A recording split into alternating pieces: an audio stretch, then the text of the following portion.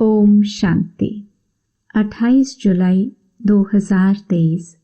बाबा के महावाक्य।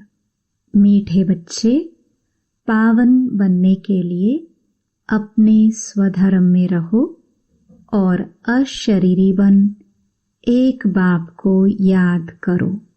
प्रश्न: किस विधि से नए स्टूडेंट्स पर ज्ञान का रंग लग सकता है? उत्तर: उन्हें पहले 7 रोज की भट्टी में बिठाओ। कायदा है, जब कोई भी आता है तो उनसे फॉर्म भराओ। पहले 7 रोज भट्टी में पड़े, तब पूरा रंग लगे। तुम भ्रमरिया ज्ञान की भू कर आप समान बनाती हो। तुम जानते हो, अभी देवता धर्म की सैपलिंग लग रही है। जो इस घराने की आत्माएं होंगी, वह महारोगी से निरोगी बनने के पुरुषार्थ में लग जाएंगी। गीत। महफिल में जल उठी क्षमा। ओम शांति। बच्चों को ओम शांति का अर्थ तो समझाया हुआ है। ओम अर्थात अहम। अहम कौन? आत्मा और मेरा शरीर कर्मेंद्रिया। आत्मा का स्वधर्म है ही साइलेंस। आत्मा किसकी संतान है? कहेंगे परमपिता परमात्मा की। वह भी साइलेंस है। आत्माएं साइलेंस वर्ल्ड शांति धाम में रहती हैं, फिर पाठ बजाने टॉकी वर्ल्ड में आती हैं। अब बेहद का बाप कहते हैं, हे बच्चे, अपने स्वधर्म में रहो, अशरीरी होकर बैठो, बाप को याद करो। उस बाप को क्षमा भी कहते हैं। अब यह है महफिल पतित मनुष्यों की। इस समय यह पतित दुनिया है। मनुष्य मात्र पतित हैं। समझाया गया है, सतयुग में भारत पावन था। गृहस्थ धर्म कहा जाता है, जिसको सुखधाम कहते हैं। भारत पावन था, अभी पतित है। दुखधाम है। यह चक्र फिरता रहता है। अभी यह है कल्याणकारी संगम युग, जबकि पतित मनुष्य सृष्टि पर बाप को आना पड़ता है। पतित मनुष्य सृष्टि को पावन बनाने। पुरानी दुनिया से नई दुनिया बाप रचता ही बनाते हैं, जिसको परमपिता परमात्मा कहा जाता है। सब भक्तों का भगवान एक है। तो बाप कहते हैं, मुझे भी पतित दुनिया पतित शरीर में आना पड़ता है। परम धाम से एक ही बार आता हूँ, भारत को पावन दैवी राज्य बनाने। इस वर्ल्ड की हिस्ट्री ज्योग्राफी को कोई नहीं जानते, क्योंकि सब नास्तिक हैं। एक भी आस्तिक मनुष्य नहीं।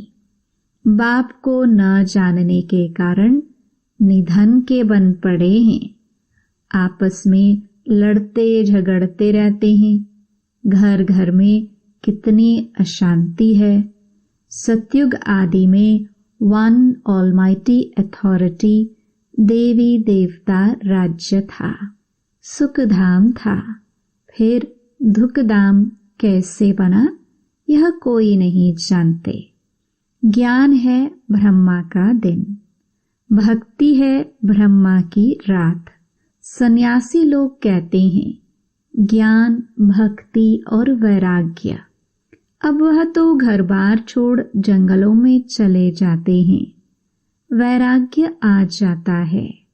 वह है रजोगुणी सन्यास। यह है सतो प्रधान सन्यास। इस पाप आत्माओं की दुनिया में एक भी पुण्य आत्मा नहीं। तो यह खेल सारा भारत पर है। भारत सोने की चिड़िया था। भारत में सोना और हीरे बहुत अथाह थे। सोने के महल बनते थे और हीरों जौहरों की जड़त होती थी।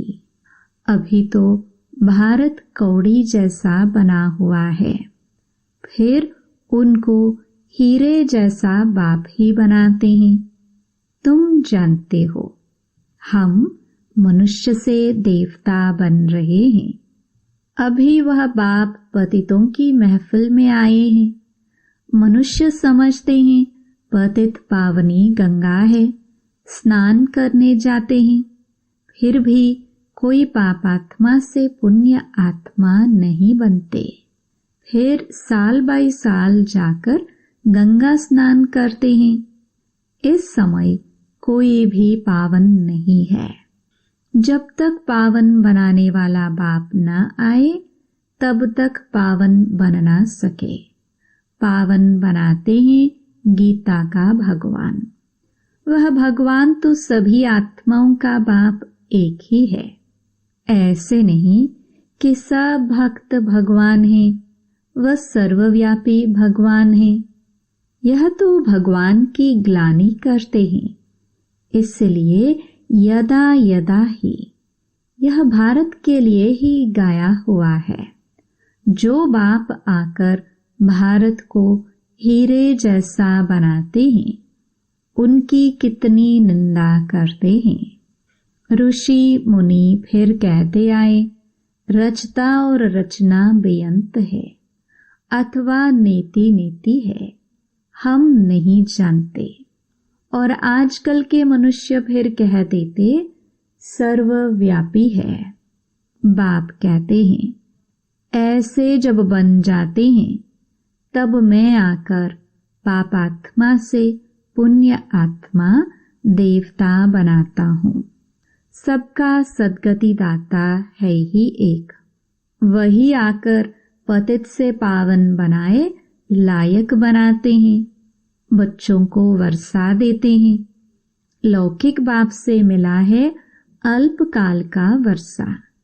बेहद का बाप कहते हैं, मैं तुमको 21 जन्मों लिए वर्षा देता हूँ, पवित्रता, शांति और सुख का, जो लौकिक बाप दे ना सके। वह बाप भी है, शिक्षक भी है, ज्ञान का सागर भी है। बाप की महिमा बड़ी ऊंच है। मनुष्य सृष्टि का बीज रूप भी है। यह मनुष्य सृष्टि का वैरायटी धर्मों का झाड़ है। आदि सनातन देवी देवता धर्म है सतयुग का। उनसे फिर और धर्म इमर्ज होते हैं।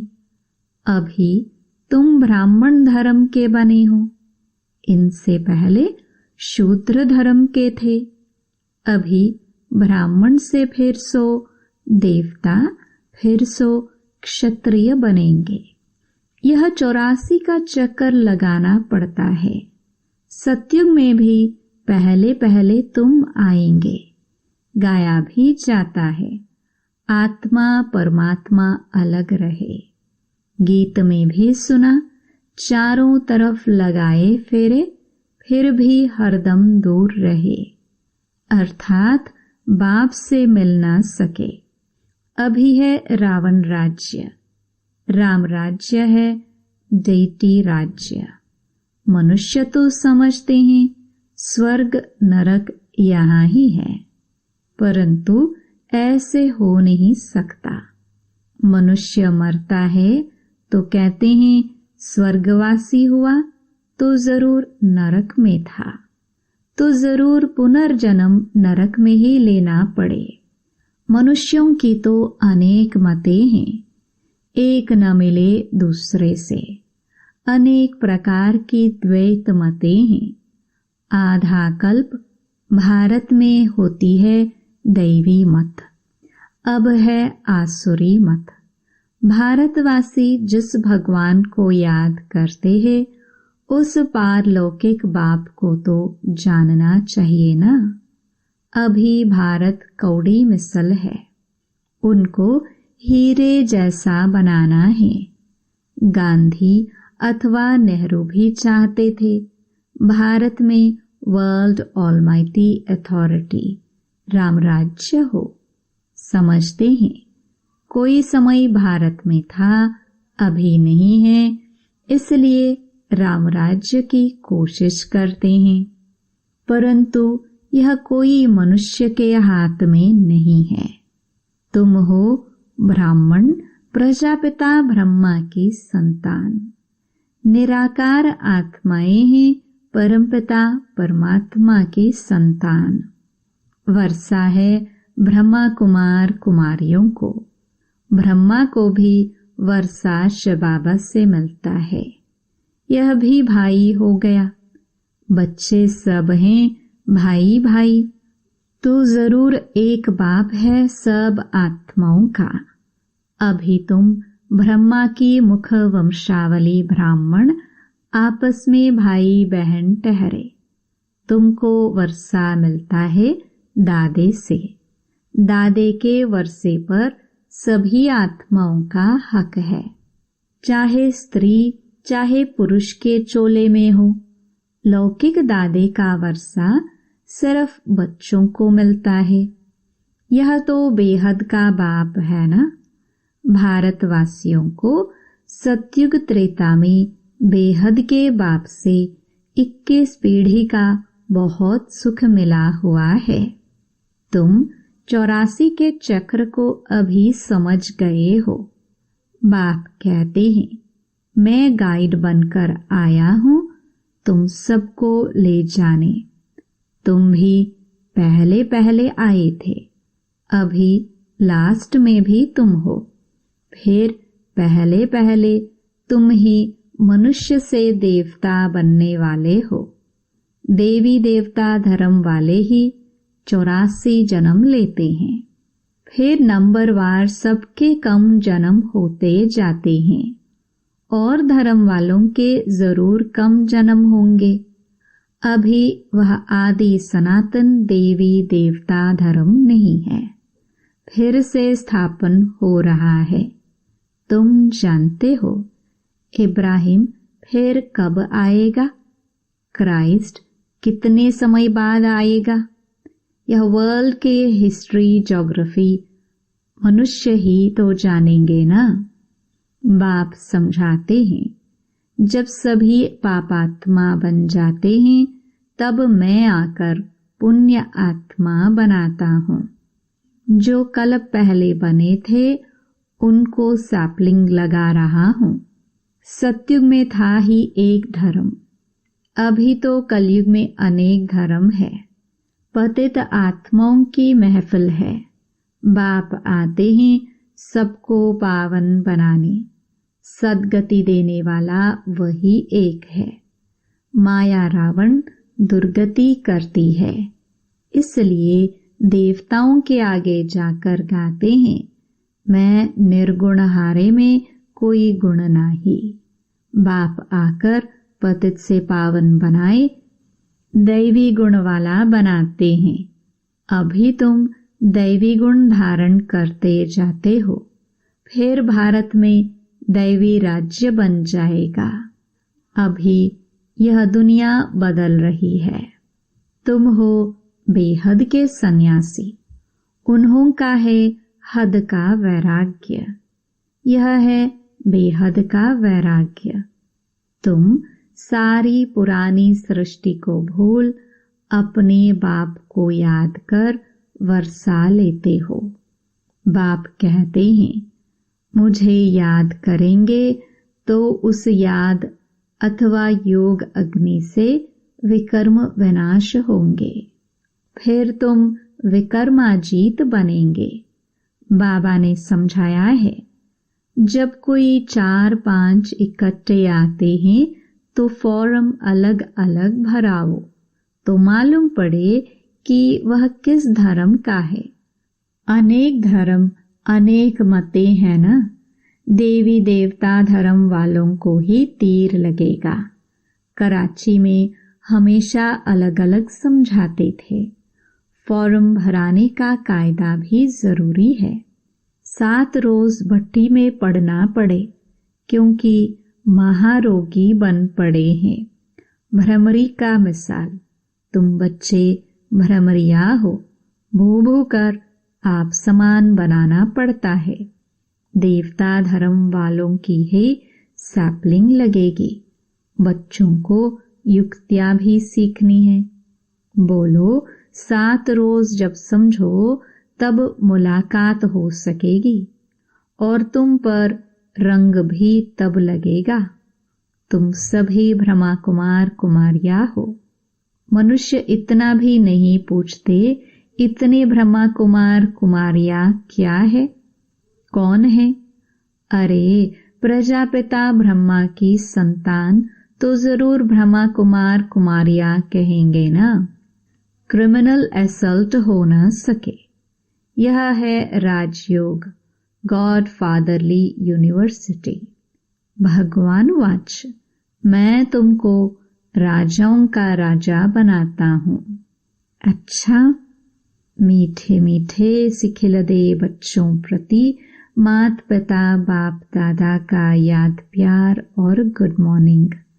रूहानी बाप की रूहानी बच्चों को नमस्ते। धारणा के लिए मुख्य सार।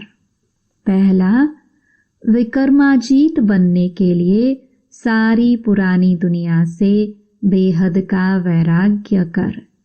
इसे भूल एक बाप की याद में रहना है। दूसरा, भ्रमरी मिसल ज्ञान रंग लगाने की सेवा करनी है। युक्ति से महारोगियों को निरोगी, नास्तिक को आस्तिक बनाना है।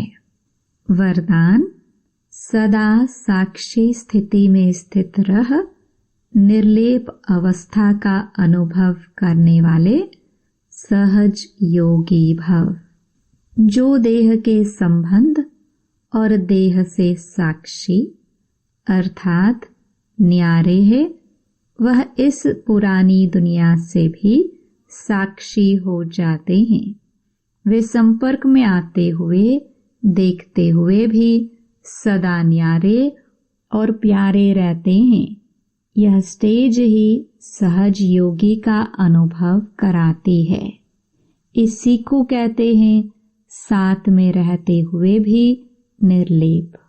आत्मा निर्लेप नहीं है, लेकिन आत्म अभिमानी स्टेज निर्लेप अर्थात माया के लेप व आकर्षण से परे हैं। इस अवस्था में रहने वाले माया के वार से बच जाते हैं। स्लोगन, शुभ भावना और शुभ कामना द्वारा सूक्ष्म सेवा करने वाले ही महान आत्मा है। मातेश्वरी जी के महावाक्य। पहला, परमात्मा एक है, बाकी सर्व मनुष्य आत्माएं हैं। अब यह तो सारी दुनिया जानती है कि परमात्मा एक है। वो सर्वशक्तिवान है, जानी जाननहार है। ऐसे तो सारी दुनिया खुद भी कहती है, हम परमात्मा की संतान हैं। परमात्मा एक है। भल कोई धर्म वाला हो, वो भी परमात्मा को ही मानते हैं। वो भी अपने को परमात्मा द्वारा भेजा हुआ संदेश वाहक समझते हैं। ऐसे ही संदेश लेकर अपने अपने धर्म की स्थापना करते हैं। जैसे गुरु नानक ने भी परमात्मा की इतनी बड़ाई की, एक ओंकार सतनाम। एक ओंकार का अर्थ है परमात्मा एक है। सतनाम अर्थात उसका नाम सत्य है। तो गोया परमात्मा नाम रूप वाला भी है, अविनाशी है, अकाल मूर्त भी है, तो फिर कर्ता पुरुष भी है। माना वो खुद अकर्ता होते हुए भी कैसे ब्रह्मा तन द्वारा कर्ता पुरुष भी बनता है। अब यह सारी महिमा एक परमात्मा की है। अब मनुष्य इतना समझते हुए फिर भी कहते हैं ईश्वर सर्वत्र है, अहम आत्मा सो परमात्मा है। अगर सभी परमात्मा ठहरे फिर एक ओंकार, यह महिमा किस परमात्मा की करते हैं? यही सबूत है कि परमात्मा एक है। दूसरा, डायरेक्ट ईश्वरीय ज्ञान से सफलता। यह जो अपने को अविनाशी ज्ञान मिल रहा है वो डायरेक्ट ज्ञान सागर परमात्मा द्वारा मिल रहा है। इस ज्ञान को हम ईश्वरीय ज्ञान कहते हैं क्योंकि इस ज्ञान से मनुष्य आदि मध्य अंत सुख पाते हैं, अर्थात जन्म जन्मांतर दुख के बंधन से छूट जाते हैं, कर्म बंधन में नहीं आते। इसलिए ही इस ज्ञान को अविनाशी ज्ञान कहा जाता है। अब यह ज्ञान सिर्फ एक ही अविनाशी परमपिता परमात्मा द्वारा हमें प्राप्त होता है क्योंकि वो खुद अविनाशी है। बाकी तो सब मनुष्य आत्माएं जन्म मरण के चक्कर में आने वाली हैं, इसलिए उनसे मिला हुआ ज्ञान हमें कर्म बंधन से छुटकारा देने वाला नहीं है। इस कारण उन्हों के ज्ञान को मिथ्या ज्ञान अथवा विनाशी ज्ञान कहेंगे। लेकिन यह देवताएं सदा अमर हैं क्योंकि इन्होंने अविनाशी परमात्मा द्वारा यह अविनाशी ज्ञान प्राप्त किया है। तो इससे साबित है कि परमात्मा भी एक है तो उसका ज्ञान भी एक है। इस ज्ञान में दो मुख्य बातें बुद्धि में रखनी है। एक तो इसमें विकारी कलयुगी संगदोष से दूर होना है और दूसरी बात कि मलेच्छ खानपान आदि की परहेज रखनी है। इस परहेज रखने से ही जीवन सफल होती है। अच्छा, ओम शांति।